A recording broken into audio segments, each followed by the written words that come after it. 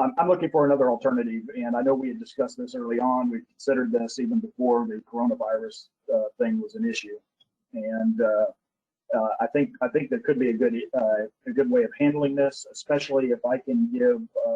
We have an outside company that's handling our logging of our accounts payable and all of that, and they've also, as part of their agreement, would log all of our time as journal entries into our books, and that would almost completely remove me from it, which I think would be a great thing because I've got other things I need to be working on that are more related to the actual production of the company.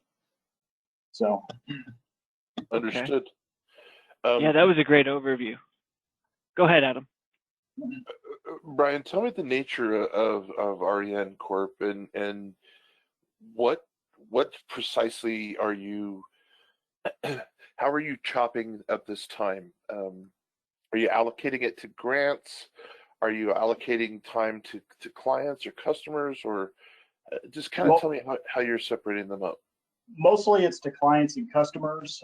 It also, some of it gets, some people here get allocated to just a general payroll account, but that's only a couple of people, mostly administration. And then the rest of the team is pretty much all engineering or fabrication based. And so they're allocating their time toward projects that they are currently working on for customers. Okay, and is that a dynamic list, or is that a, we've got this job lasts for a couple of years, or is it I complete the job and then more jobs sort of trickle down? Yeah, so it's pretty dynamic because it's both. We obviously have accounts for let's say that somebody's applying their time to bid expense or something of that nature. They're putting some quotes out or something like that. That account's always going to be there, right? Just as we probably have about 5 or 6 accounts that are like that. Actually, maybe more like 7 or 8. But anyway, so we've got probably 7 or 8 static accounts, I will say. And then in general, the way I have our timesheets set up is they have space for up to 10, let's call them dynamic accounts. And those accounts sometimes are on there for as long as a year, and sometimes they're only on there for a couple of months. Hey, Brian, would you be able to, sorry to interrupt, would you be able to send me like a blank copy of your, sure, your journal entry or your timesheet, whatever the guys are logging that information onto? Is that possible? Yeah, not a problem. I can do that. I mean, all it has is our account, internal account numbers, so that, nothing you can really do with that. Yeah, and I just want to see the format. Yeah, I don't think it even has the names of the customers. It literally just it's got account numbers on it. Yeah, that's not a problem. Matter of fact, I could probably even bring one up now. Is there a way I can share and go to the meeting? Yeah. Yeah, so, let me, I can make you presenter really quick. And then on your controls, you should see a button that says share screen. And you should be able to, if you're using multiple screens, pick whichever one. Yeah, I got multiple screens. So I'm going to share monitor 1 and then go find this. And then it probably just shows your meeting invite at this point. So, yeah. Okay, 1 second. Is that what you see? You see the meeting invite up? Yes, sir. Okay, good. Okay. Let me see.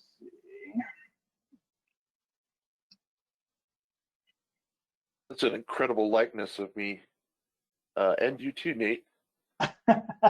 Right. Amazing. We all must be related somehow, right?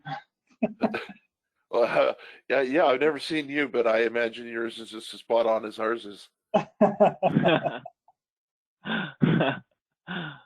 Okay. So here's a list of some of our employees. This is one of the sheets. Oh, nope, that's not it. That's the actual thing that we send to the payroll company. So hold on. That's the wrong file. And are the sheets, are they universal across the board, or do they have a different format for some of the guys that work on the static projects versus the more dynamic? a little bit of a different format, but that's not really that big of a deal. The only reason they have a different format was for some of the simplicity of the macros I created in Excel. So it really, the only major formatting change difference is whether they are a salaried or hourly employee. So, but the journal entry sheet is pretty much the same either way. And this is what it looks like. It looks like I did some calculations on this one off to the side. So ignore this stuff over here. Sure. Continue. Okay, so this would be like a payroll. This was actually, we had a couple of payrolls combined here. So this one may not be the best example, but it does show basically the same breakdown. So basically on the bottom row, can you see the full Excel sheet? So after I run my macro, it pulls in everybody's timesheet. This is our president, Ryan, and so it says salary, and then I have the wage information and all that hidden because everybody has access to all these timesheets at some point in time. So this is more than hidden. It's also actually located on another sheet that you have to have a password to actually be able to get into. So does that change? So do the wages change based on projects or clients that they work on, or does that stay the same per employee? No, it stays the same until we give them a raise. So yeah, it's pretty static. Okay. So then this is the master journal entry. Yeah, there's some things I've done here. So, but anyway, what I do is I pull in all these timesheets along the bottom. Then I have another page that it basically sums everything up for me based on their time for that week.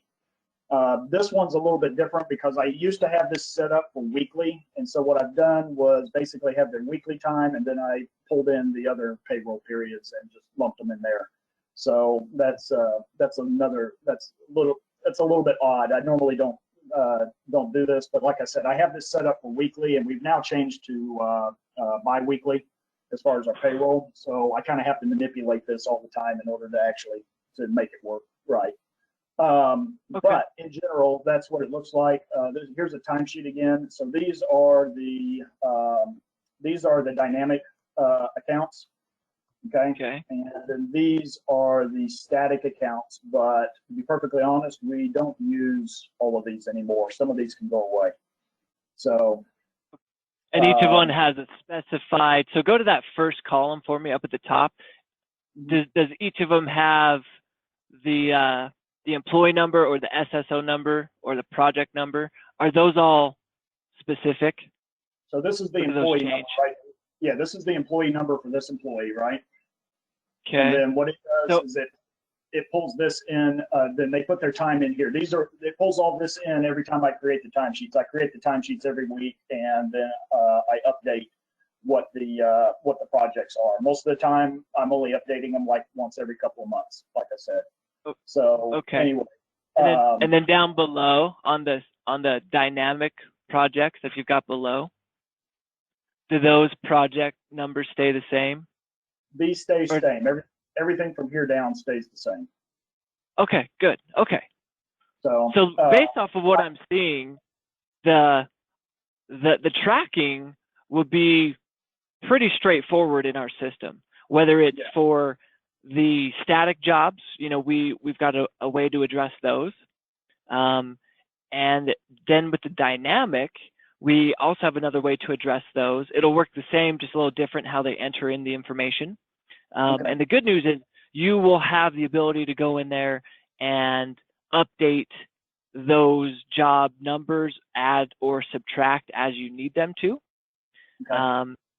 So the big question that I would have is, when employees log their time, are you wanting them to actually punch a clock, or do you want them to manually record their time, similar to what they're doing today? Honestly, it could work either way, as long as they had an electronic way of entering it. I don't mind going either way. As a matter of fact, especially it would probably work out better for our hourly employees if they actually just punch the clock every day. because that seems to be something they don't do well otherwise. Okay. Our salary employees do a better job of, I guess, keeping track of their time, but I don't think it's based on what we've done in the past.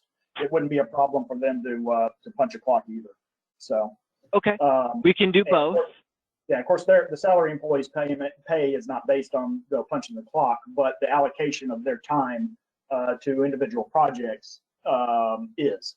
So that's kind of where, I do this. I have this other sheet that's time per job, and basically I take every employee's pay, and I have all the accounts listed across the top. And let me see here. I have all the time that was allocated for each of the accounts they selected. And then I take that as a total of their pay, whether they got overtime or not or whatever, and divide that out dollar-wise based on the total hours. So let's say Okay. they had. Does that make sense? Do I need to explain that any further?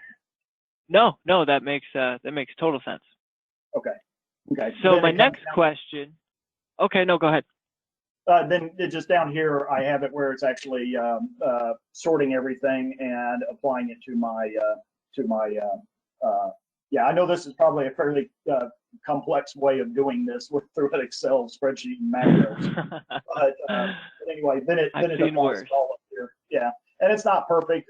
For whatever reason, it always puts zero dollar amounts in as a header. I don't necessarily want to continue that. That's just the way I can get it to work. So anyway, but anyway, it pulls all that over and then sums it up, not based on employee, but based on account, and sums up those totals for me to make the journal entry.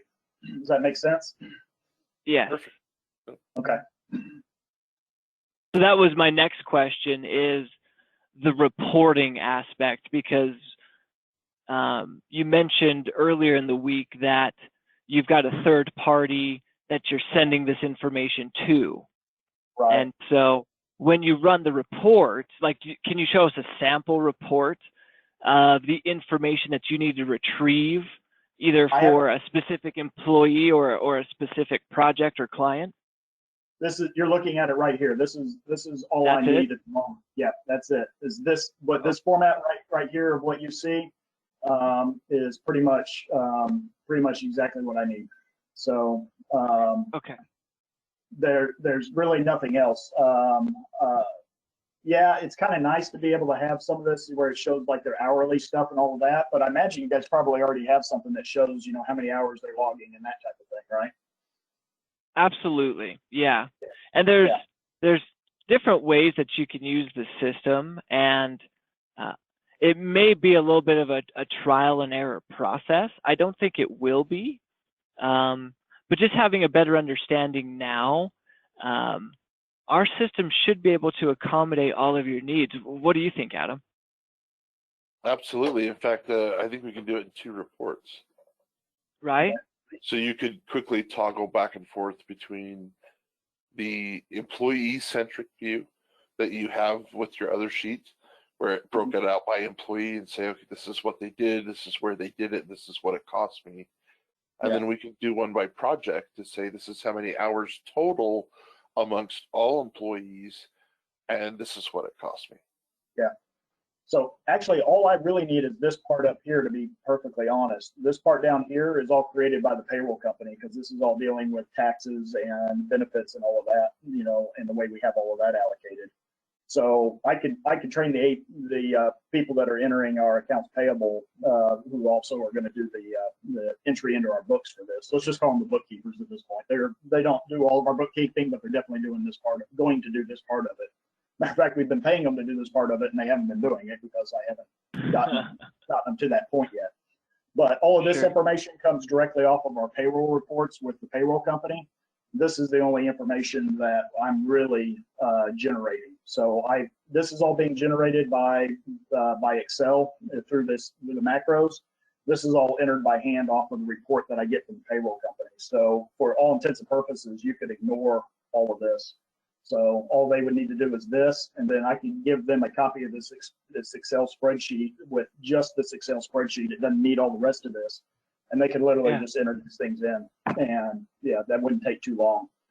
Because without doing this through the Excel spreadsheet, it is quite a tedious process to, go through each one of these timesheets, enter it, and then have it sum up, what their total time is and how much of their pay is allocated to this project.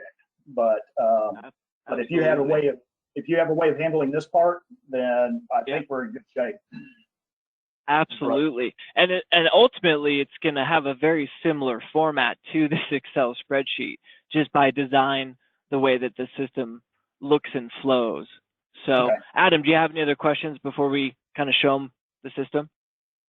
Yeah. Are you going to have anxiety over letting your baby go? This? Yeah, you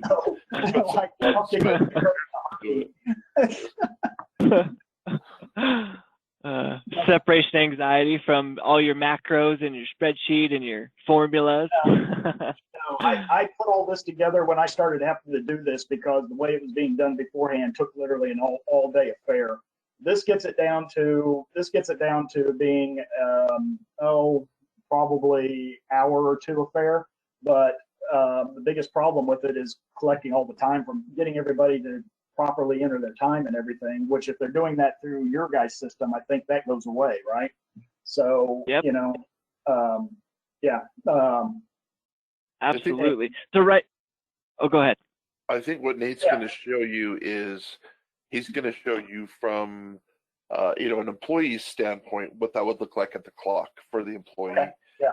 And then we would also be able to show you what would that look like for your your salaried folks or your people who aren't necessarily going through the clock, and then we can show you the reports specifically of either of those, and that should give you a very good scope of what's capable just by default, and I think you'll be impressed by that, and then we can go even a step further, and I can show you a couple more. Okay. I guess the one part that I have a little bit of would have a little anxiety to is not having maybe direct control of what projects are currently in the system and whatnot. But you would in our system. Yeah. Okay. Yeah. Let me ask you this. Occasionally we have a case where there's some miscellaneous project or something where I didn't get this entered in time or something of that nature, and somebody goes, "Hey, I applied my time to this project." Is there any way that you could have it where they could enter a project number? It would be a number that looked very similar to one of these. Absolutely. Just as a single available miscellaneous type column. They could even leave you a note right on their time card and then tell you this is the number I chose because there wasn't one available, and you can go back and rectify. Wonderful. Yeah, that would work out well then, because then what can happen is then the people making the bookkeeping people at that point could literally take that and create the new account and enter the time in toward that account. So that would work ideally. So Fantastic. Absolutely. Okay. Let me take back control from you. Sure. And we'll dive right into this. So like Adam said, I'll show you the employee side of things, so we don't need to look at that. So again, the system's all cloud-based. So employees, as long as they have access to the internet, they can access their portal on a series of devices. So computers, tablets, and mobile apps, which makes it very convenient. So they'll each have a specified, login credential. And then for employees that you do want to punch a clock, they will access the web clock. Okay. And I'm going to access it through the portal so it doesn't time me out.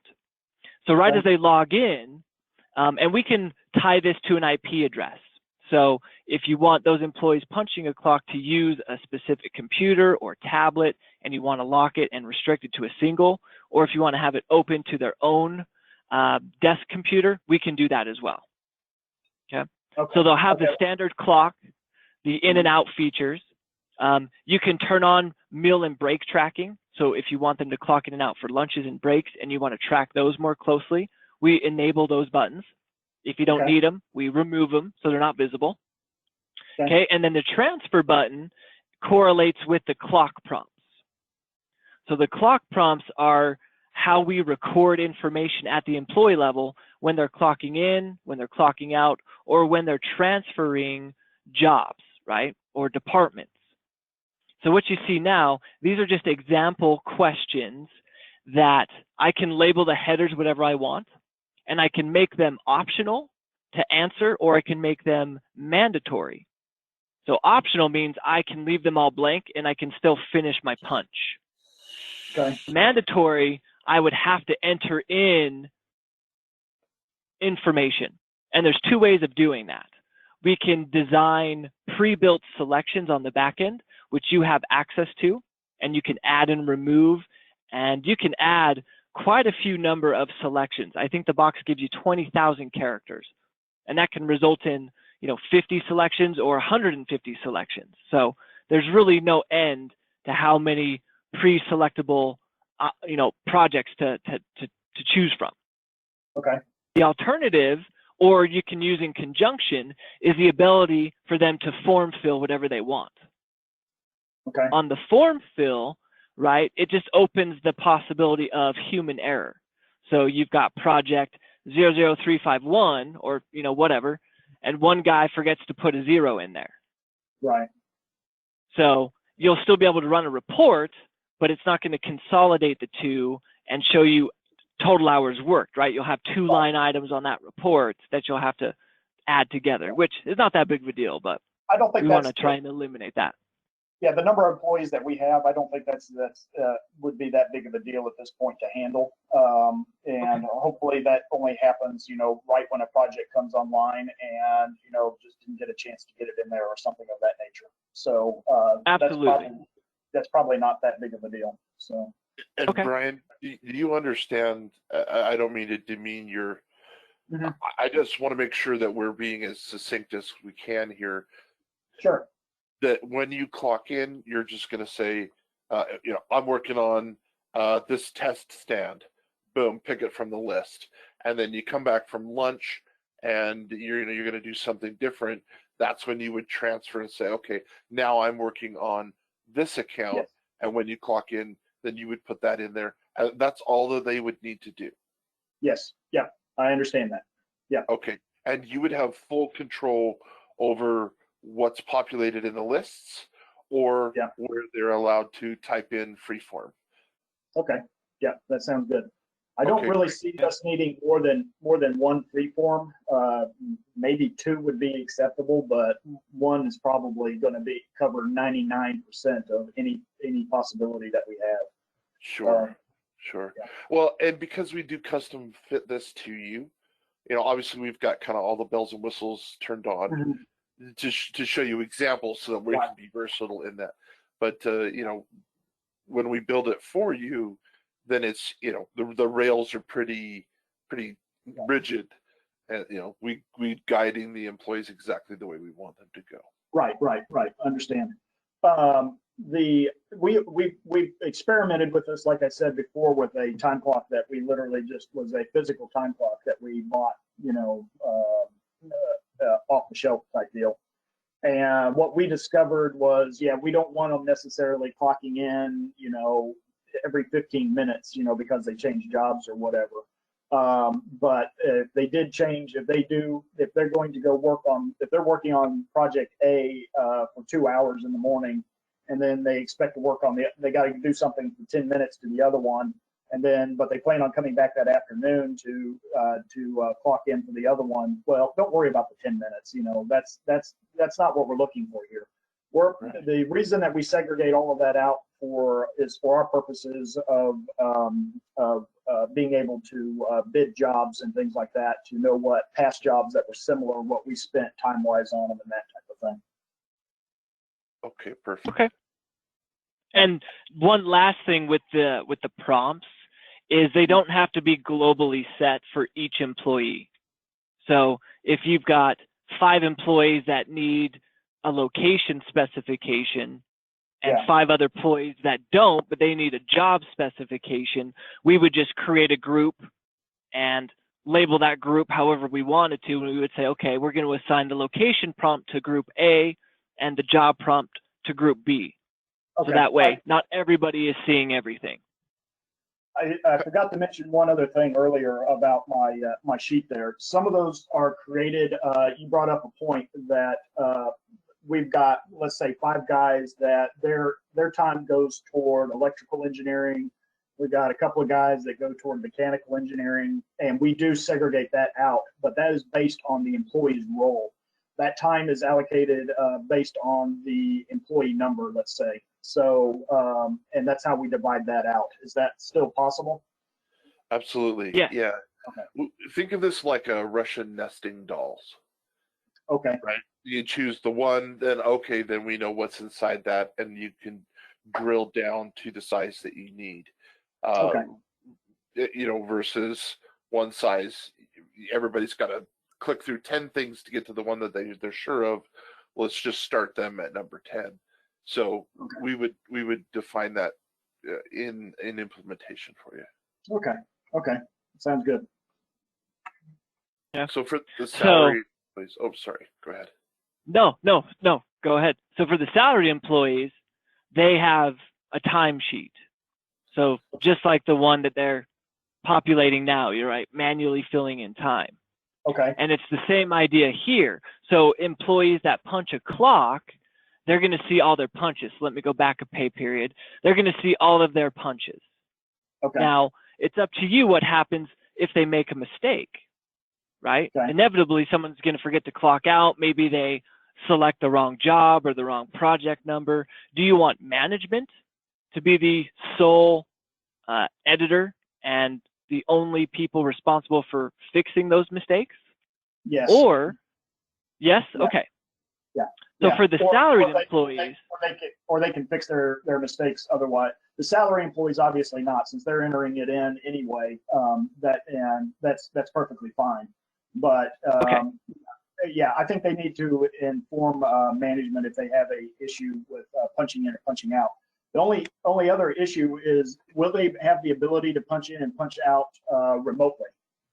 Some of our salary employees don't right now. They're all here, but they do go to job sites and things like that, and it would be really convenient if they could log in from their hotel room or wherever, punch in, punch out what their time is. They probably don't have the opportunity to do that in the factory. It will probably be when they either get from or to their hotel room. And I don't know how to handle that for those cases, because obviously their time isn't going to be necessarily correct. Because obviously I'm not paying them, before they leave the hotel. I'm paying them, once they're on site type deal. So absolutely. So everything that we are looking at. I'm sorry. So go ahead, Adam. Go ahead. How often does that happen, Brian? Fairly regularly. Probably recently, no, but in the past, historically, yeah, that happens probably once a month with some of our shop employees that they're on site with the customer. So what we could do is we could set a geo fence for you, and then say, okay, they're allowed to clock in from that geo fence, and then you would know they were on site when they did that.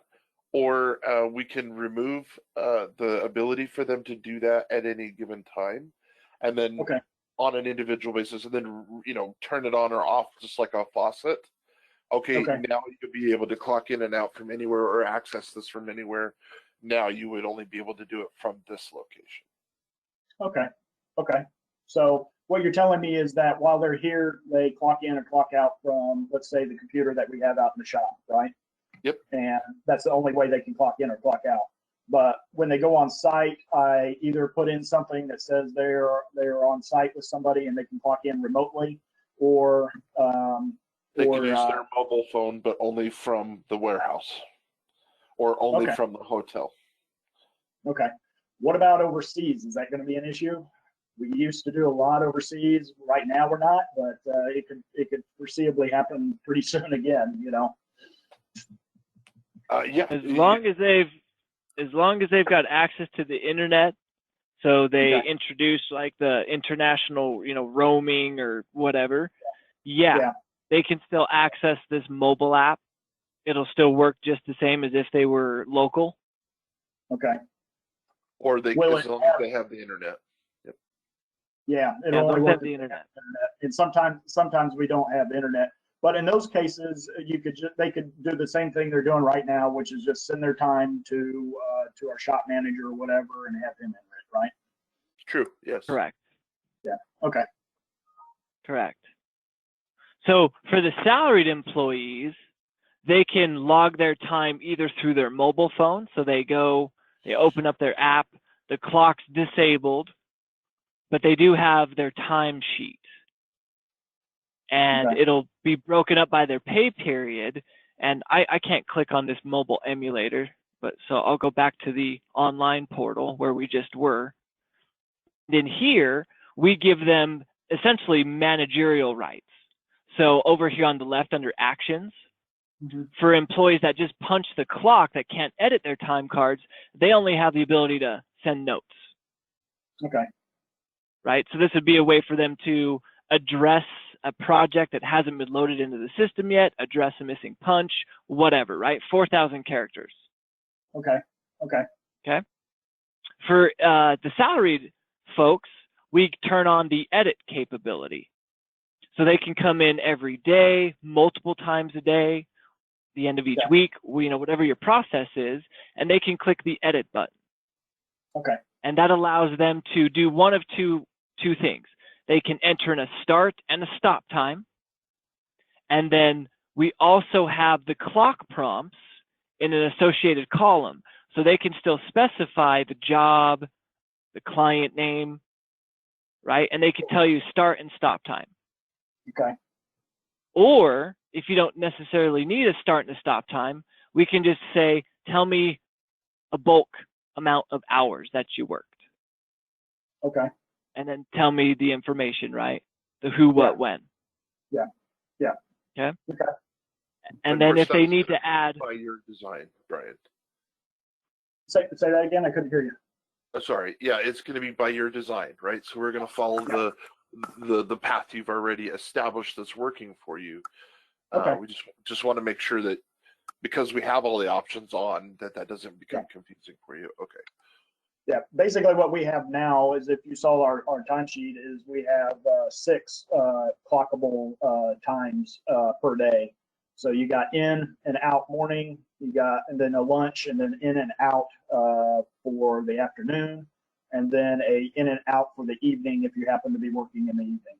So it gives you basically 2 lunches. So one in the morning. Yeah. They could have as many entries here as they required. Yeah. But just putting in the bulk hours would probably satisfy a lot of our salary guys. They'd probably be much happier with that, to be honest. So, right. Yeah. Well, we want to try to keep it as accurate as possible, but yeah, I agree. Easier is sometimes better. Yeah, I'd have to make a decision on that one, I guess, because on the other hand, it also kind of removes some of the actual accountability for it. Were you really working on that at 9, or was it more like 10? So. Well, I'll tell you this: if I show up at 8:05, I showed up at 8. Yeah. If I left at 7:45, I left at 8. Right. So sometimes those minuscule minutes can really add up quickly. So agree. In general, for your bidding, this is going to be important too. Yeah. Okay. Yeah, and I don't want to. And if I have a problem with an employee, with that, then I can take care of it separately. I don't really care about 5 minutes here, or because most of our employees are also doing, giving back more than what they log. So yeah, Sure. In general, I think there's more of a time on our side. Now, the hourly employees is another thing, man. Those guys know that they're getting paid based on how long they're here and everything. So they're usually pretty good about writing down their times. So sure. Yeah. Nate and I suggest whipping them. Sometimes that really helps. Yeah, my back's still healing, so whatever. So if you see multiple entries, right. But your time yeah, is that's right. true.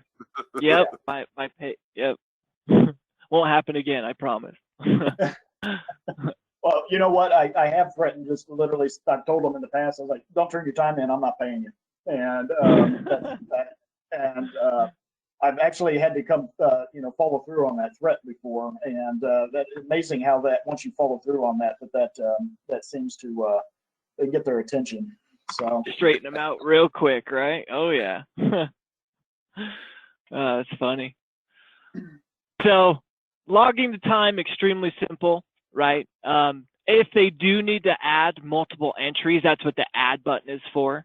So I can edit and I can throw in one line item, specify job, save it, and then I can just hit the add button to throw in a secondary line item. Okay. Now, because this system is cloud-based, everything syncs in real time. So the moment they hit save, it's going to send that information to you and your supervisors, right? Whoever has access to the manager's portal, and they can see it in real time. Okay. And everything is transparent. Can we segregate some of that as far as, like, let's say my shop manager, I don't necessarily need him seeing the time for the engineering staff. So, absolutely. Yeah. Okay. Yeah. Yeah. So in the manager's portal, there's login maintenance. And so you basically got an admin who has full configuration rights, full visibility rights, but then you can set up supervisors and you can assign them specific employees, and then what can they do with those employees? Can they modify time cards? Can they manage PTO requests, right? But they're going to be limited on the reporting, especially if we're putting dollar figures in here. We don't want them to see sensitive information. Okay. Right? Yeah, very good.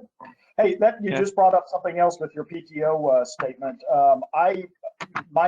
You saw my list there. I don't record any of the time off or anything on that. I do have a whole separate list that I use to do that.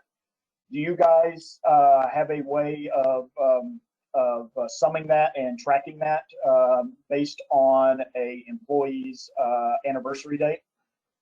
Oh yeah. The PTO customization in our system is one of our strongest suits. It's one of our best features simply because if you check out your screen right now, in their portal, so through any device, they just go into their portal and they click on their time off tab, and it will bring up their PTO section. Now this is just example buckets that I've created, but it's to show you, hey, we've got more than just one bucket called paid time off. We do unpaid, we do sick, we do maternity, we do a box for COVID right now. Okay. So you can create multiple buckets, and each bucket can have its own policy or way of tracking time, right? So, for example, the sick bucket, you may give everyone 4 days of sick pay. So I'm just going to plug in, 36 hours here. Right. And I tell the system they have 1 year to use it. At the end of the year, they either lose it or they can roll over so much, or we just pay them out. But as they take it, we'll just automatically deduct the hours until they hit zero, right? Okay. On the other hand, like a PTO or a vacation or a personal, they actually have to earn it. So we'll tell the system, based on this criteria, this total will update every pay period if they met that criteria and how much I'm going to be giving them, right? So it'll count up and down. Okay, cool. That's really good. I guess one of our, and we may have to revise our policy on this as far as our PTO and all that, but the way it works similar to what you described. However, we let them accrue it for for up to a year, but it's not available to use until their next anniversary date. So they will have. Is there a way to keep two separate lines for that will roll over at their anniversary date? So let's say they get 3 weeks off. Say they're an employee that gets 3 weeks off, right, per year, and a lot of that's based on seniority, by the way. So people are going to have some varying PTO amounts based on seniority. But if they get 3 weeks off a year, and we have a use it or lose it policy, but they can sell back up to 1 week per year, and they can roll over 1 week per year to the next year. So I know this gets all kinds of complicated, but I'm sure we're not the only ones that do this type of stuff. No, and it's not that bad, to be honest. I've seen some crazy PTO policies. I'm sure Adam has as well. But whatever you throw at us, not a problem. Okay. And Okay. whether it's based off of anniversary dates, end of year dates, rollovers, going into the negative, expirations, you just tell the implementation team what you need the system to do so it can automatically track it. So you don't have to do anything, right? Awesome. If you want to go run a report to see, who has been taking, the most time off. Oh, I see that bill here requests every Friday and Monday the last 6 months. I got to put a stop to that. Or show me all the totals at the end of the year so I can pay everyone out of the PTO that they didn't take. Okay. Right? So this will all be Oh, go ahead. I see a request time off button up there as well. Currently, they submit a paper request for time off, but it looks like you got a way of doing that electronically. Oh yeah, everything's electronic, right? Save the trees. Cool. So yeah, right. They've got a little reference calendar here, so you can make that company wide so they can see what everyone is taking off, or you can shrink that down to just their team or their department. Okay. And then they can quickly come to their device, whatever device they're working on, and submit a time off request. And because everything happens in real time, I just select the day I want off, the bucket I want to pull those hours from, how many hours I want to take, and then leave a note, right? What am I doing? Oh, I want to go. The moment right? Yeah. The more the merrier. Let's go. Right. Can you set a deadline for a minimum time before they can make the request? Yes. Oh, we can. Oh, I did not know that. Yeah, so we can set it to, you don't want to request the day of, right? So, right. But part of that would also go back to management. How responsive are you guys when it comes to that?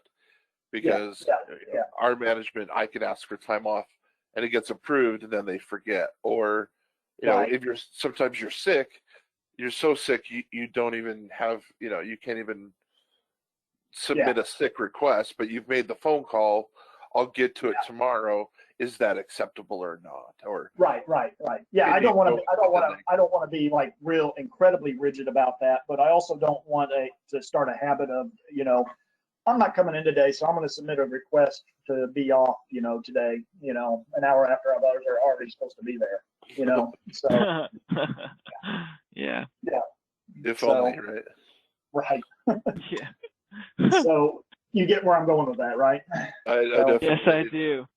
Yeah. Okay. But you can't. They can't go retroactive. So if they do need to go back, I think you can go back like 30 days. Or no, right. So you can retroactively add it, which is nice. So this all happened in real time, right? I submitted a time off request. My manager sent an email, or if your manager's also using the mobile app, he'll get a push notification. So he can quickly go in there and manage it, right? And then we keep track of all the pending requests and approved. If something happens and the employee wants to pull back that request, I can withdraw it even after it's been approved, right? And then the totals will update once I've physically taken the day off. Okay. So this total is accurate up to date. And they can always run a balance report. So if they wanted to see, here through the end of the month of October, if I don't take any time off, here's what I'm going to accrue. Right? Yep. And management has a similar report as well. So, no more paper timesheets, man. Everything will be recorded. There's a history in here. So if there's any discrepancies that come up, we've got a complete, record of everything. I like it. Okay. Yep. So that's the management side, or the employee side. If I switch over to the management side, it's going to work and flow the same way as the employees. So all the same edit rights, all the same time card options, visibility options, except what you're going to be able to have is, the time off section. So on the left is your navigation. So you've got your main menu, your time cards, a maintenance, a reports, and the settings menu. So there's a lot in here, but you inherently won't use a lot of it, right? Time off requests, they'll populate through here, and you've got a calendar just like the employees do for reference.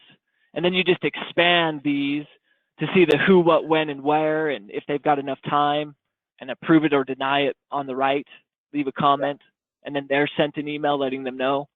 And then it automatically populates on the time card. So if I go back to the employee time card and I look at this pay period, you'll see that I've got vacation days that I'm taking off, and they're already populated on here.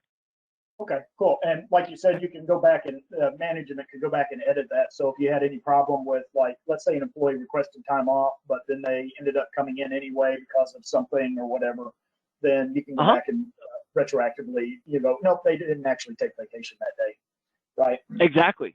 Or maybe they came in for a half day. Yeah, right. So you could change half the day to 4, and then you could add another line item for the time that they worked. Yeah, no problem. Okay. Can they request half days? Can they request? They sure can. Okay, cool. Okay. So they can request. Oh, I'm sorry. So if I go here, they can even ask for. Oh, I see it there. Yeah, I saw you click on that earlier. I just didn't put it together. Got it. Okay. If you click the edit hours manually, so let's say I want to take 2 hours off, but it's from 10 in the morning until noon because of a dentist appointment. Right. They could specify that on there if you need to get that granular. Okay. Sounds good.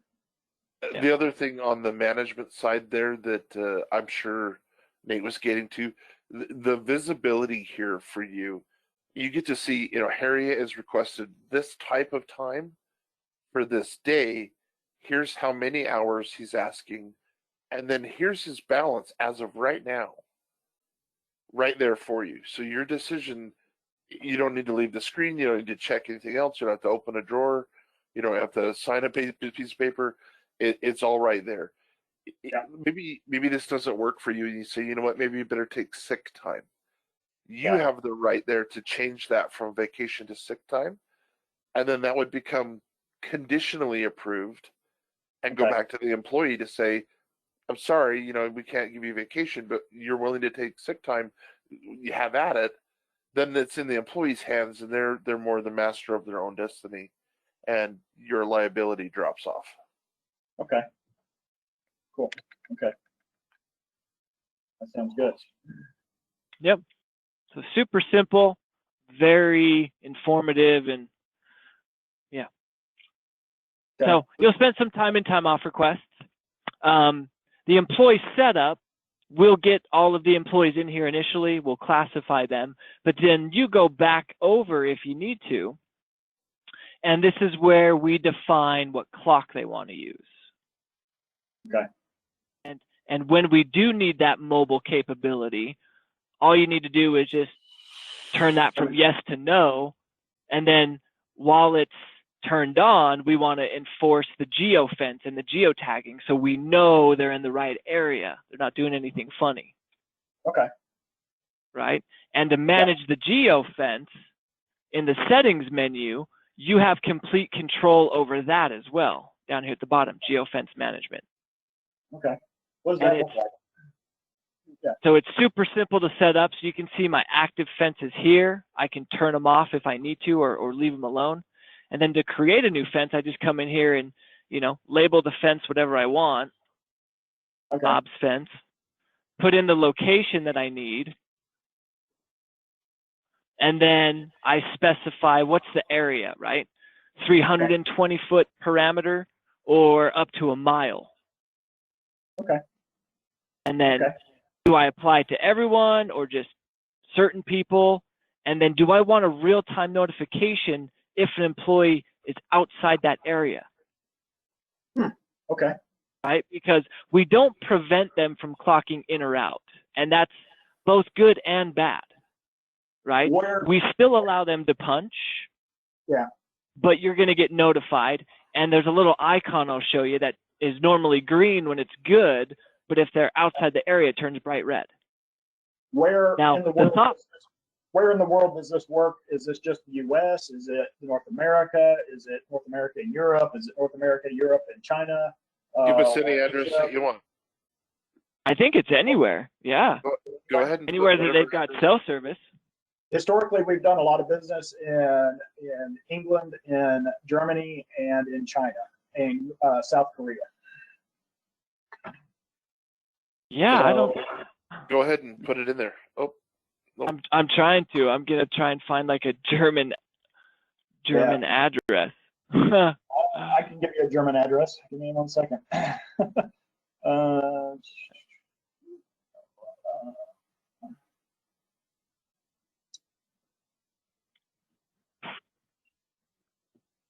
Okay, how about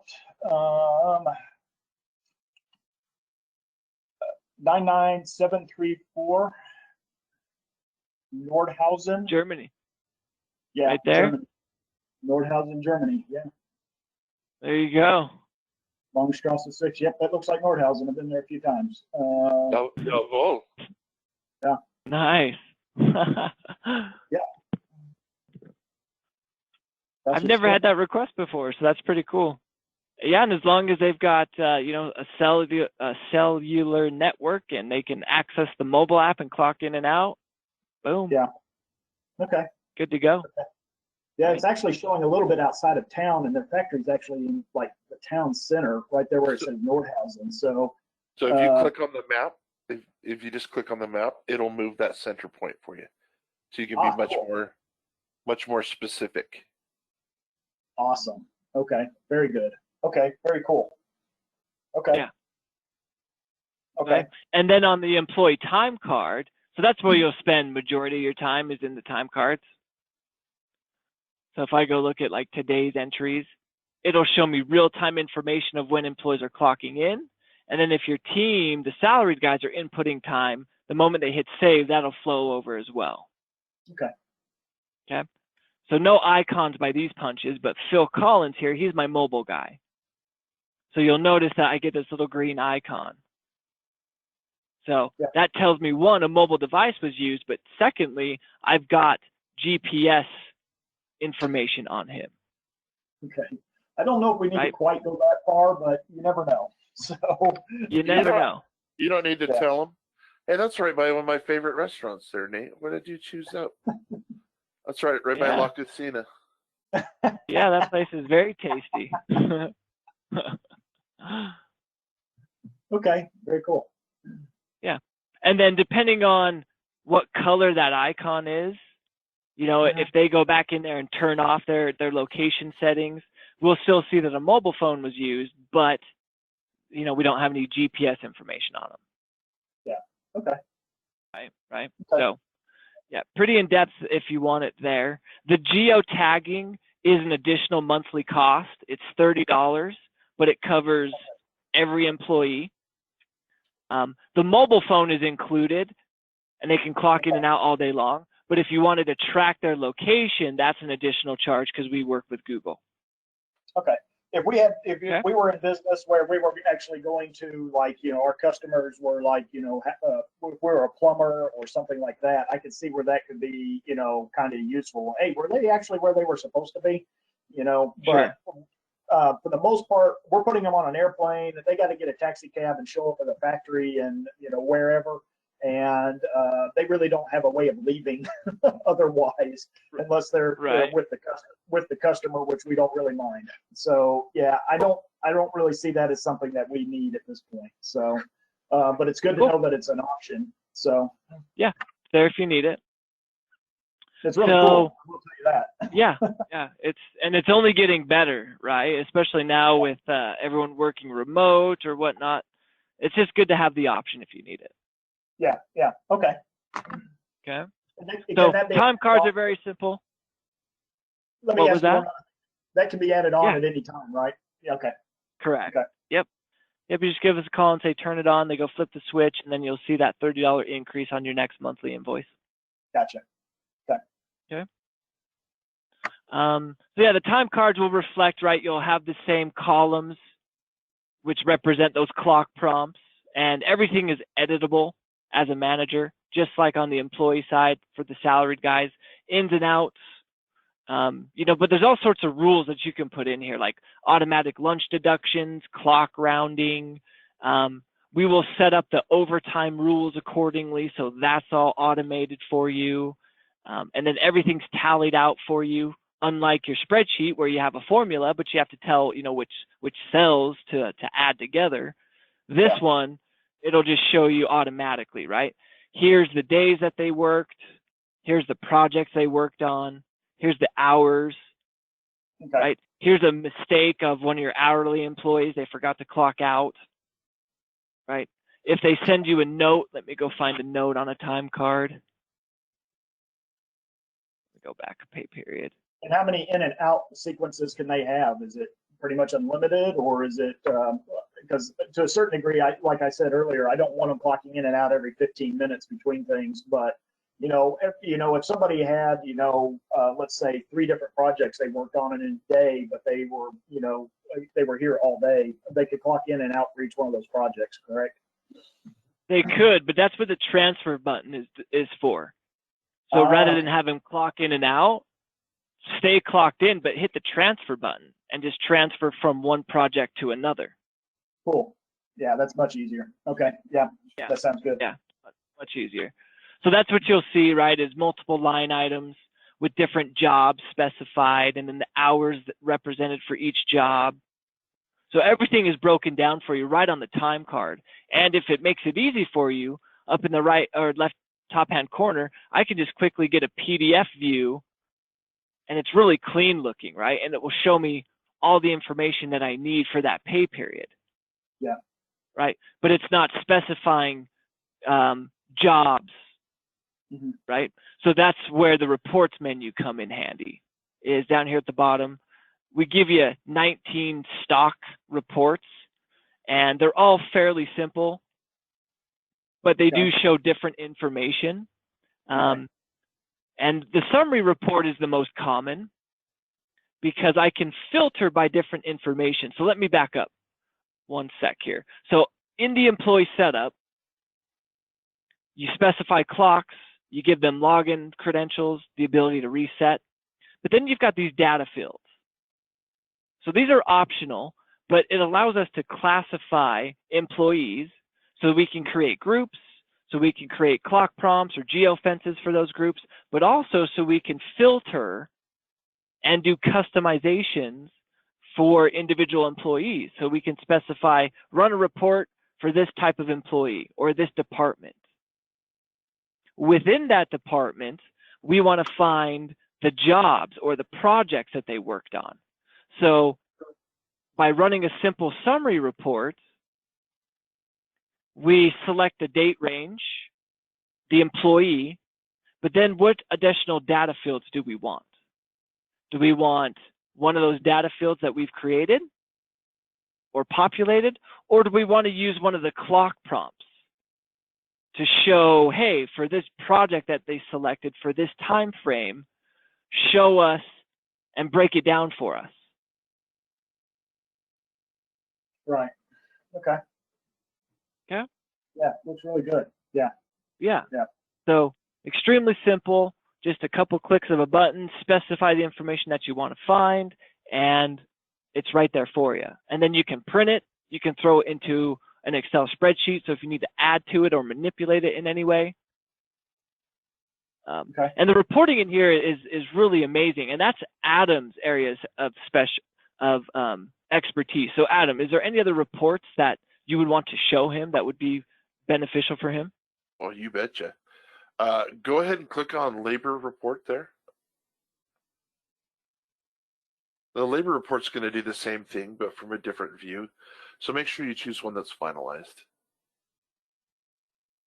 Oh, that's finalized. That's it, yeah. Okay, let me go back. Oh, labor report, finalized, continue. Okay. Okay, and then we're just going to say, I'd like to know the hours, the invoice, and maybe the wage. And then we want that broken down by job and location. And then go ahead and hit report, run report. That's going to return what they were doing, where they were doing it, and how many total hours there were. So you Cool. can see the difference between, the really granular one of this summary for the employee. What did this employee do and where did they do it? To, I just want to see an overall, what was allocated to where and what did that cost me? Okay. We do have occasionally jobs where we have stuff that is literally billable time to the customer. And so let's say they work 4 hours on this week, then I need to be able to literally bill the customer for those 4 hours. And so that this looks like I can do that really easily. Oh yeah, So, absolutely. Yeah. The next report, maybe click on the detailed report. And what that detailed report is going to do is it's going to do the same thing, but on an individual day-by-day view for the employee. So go ahead and just go ahead and click submit. There, I know it's kind of small, but you can see a week at a time. There's Phil Collins at the top, and we can see exactly where he was working and what he was doing, including how it was allocated. Okay. You've got it totaled over there for your hours, so we can see he had 52.3 hours and 8 hours of vacation. That gave him a total of 60. Okay. And when we use clock prompts a little bit more, again, this is just an example, but you would also be able to see in there where they allocated their time. So if we wanted to include in here where that job was, what job number it was, etc. Cool. Let me see if I can run a different one to show that. I try and populate as much information in these demo accounts, but no, you're just fine. Yeah, you're just fine. In fact, if you needed to, Brian, you can have this email you directly or your management every single day at whatever time that you wanted, and it would just send you an automatic daily email. Or weekly? What's that? Or could you do it even by like weekly? Right now it's only by day, but I mean, okay. if you needed to do it by a week, you can set one up to do that. Okay. Okay. Cool. Okay. Very good. I mean, if we just kind of, I give you a synopsis from the top down here, that first. Well, that's all. That's all more than what we're doing now, so that's good. So okay. The ability for you to build a custom report or to manage a custom report, you go in there and you can say, I would like to build these reports, but then Nate hasn't been given access to any of these. So it's kind of both sides of that coin. What's available and what do you have permission to use? So if you click on Manage Custom Reports, that would give you the ability to make your own report. So you could build a report in here, and then you could say, who is the owner of that? And I can delegate that responsibility. So now Nate can come in here. You want this specific report that you spent all this time in. He can just one click run that, and it's done. Okay.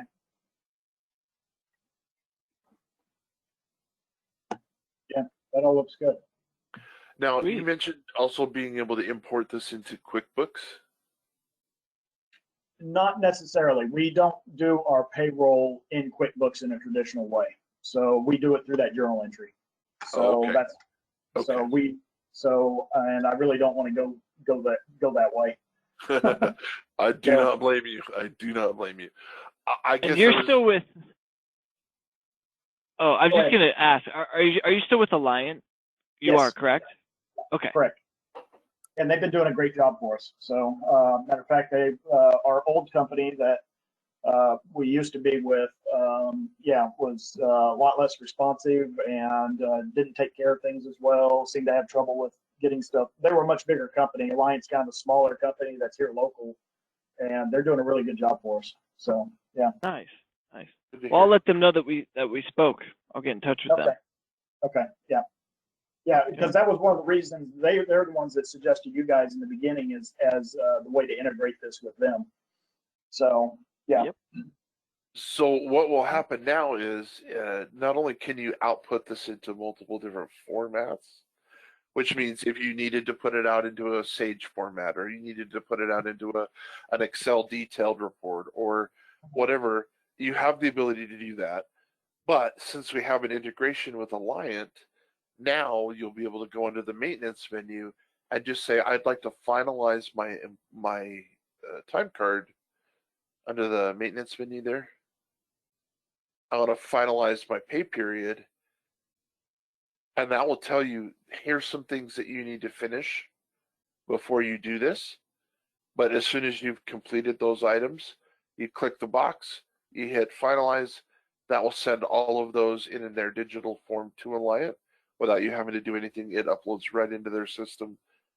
No touch, no fuss, no muss. Okay. Very good. Let me just put a scenario out there. What if we have an employee that is, at this point in time, I need to go ahead and get those to Alliance so that they can process payroll, only because I had this happen recently. But let's say we had an employee that did not submit his time cards. I warned him, hey, you don't submit your time cards, I'm not paying you. Still didn't submit their time cards. Went ahead, had to run the payroll. Went ahead and run it because I'm not going to jeopardize everybody else because one employee. So ran it, and he had 0 time in there. And was there a way? And let's say I'm going to change the scenario a little bit. Let's say they're a salaried employee or something of that nature. They will get paid automatically based on that, but I still need them to fill out their time card. I guess I can handle that one on my own, just like we are now. But let's say it's an hourly employee and I physically cannot pay them the right amount unless they enter their time. If I finalize that and they have 0 time in there, it just won't pay them, right? That's true. Okay. However, Alliant will probably be flagged just as hey, is this an oversight? And they'll probably reach out and check with you. So okay. If you're like, yeah, I'm trying to do something with this employee, we'll end up cutting this guy a live check in a couple of days, and I'll resubmit that to you, or you can pull that on another, because they'll have bilateral access. Okay, because that's what I ended up having to do. And he didn't didn't end up giving me his payroll for a couple of weeks, and he wasn't in the office because of some issues that he was having. And then when he finally showed up, literally the next week, I was like, I didn't pay you, and and you didn't give me your time card. He knew it was his fault. And so we had to go back, and he paid the $3 or whatever. Alliant was really good about it, and then said we can cut him a live check for the $3 check fee or something like that during the next pay period, and that's what we did. So. And I think, Ryan, we've demonstrated that our goal here is to make this as easy and as simple on everybody as possible, but still be as airtight and error proof as we can. Well, there's certain human factors you simply can't get away from no matter what. So, and I've done the payroll here long enough to realize that. So, and those are I wouldn't expect your guys' stuff to be able to necessarily handle that. I do think looks like you've done a pretty good job of trying to foresee any possible circumstance that could arise. So, matter of fact, my question is, and I think I already know the answer to this, but you can at least verify it for me, is some of this may get out to a point where, geez, this is just too much for them to be able to comprehend all of this. Is there a way we can narrow down and just lock in these certain features and all that? And I think the answer to that is yes, right? Absolutely. This is going to be an organic piece of what you do, and we want to make sure that we're out ahead of you enough that you always have room to grow into it, but never so much that it feels daunting.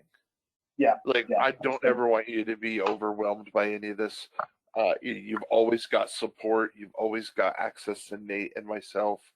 We have 6 to 6 Mountain Standard Time. Any emails were, I think, under 2 hours in response and resolution, which, for customer service is amazing. There is knowledge-based articles, there's self-help videos, there's a plethora, to not use that word too much, but there is a ton of ability for you to get help right now. I even answer Facebook sometimes on the weekend, people reaching out to me with questions. So we really are the software is half of what we offer, The other half is sort of soft skills. It's not tangible until you need it. Right. Okay. This all looks really good, guys. So I Cool. think this, if you, and it sounds like you're very confident that you can do the report that I need, and the rest of the reports that you already have in there are everything else that I would need plus some. So are your standard reports, right? So I guess the next question is how much and how do we get going on it? Well, let me get with Alliant because they're our partner and you're doing payroll with them. Okay. I believe they will be the one to, set the pricing for you. Okay. I think the last time I spoke with Creed, you were like $4 or $5 per employee per month. So not bad at all. And it Right. includes everything that we looked at. And then you just have a small one-time implementation fee, right around $400 with the custom PTO tracking and everything else set up for you. And that includes training as well. And then after that, just a monthly cost. So let me get with Alliant. Okay. I'll let them know that we spoke and what your needs are. And then you'll either hear from me or do you have a rep at Alliant that you work with specifically, or do you work with a couple of them?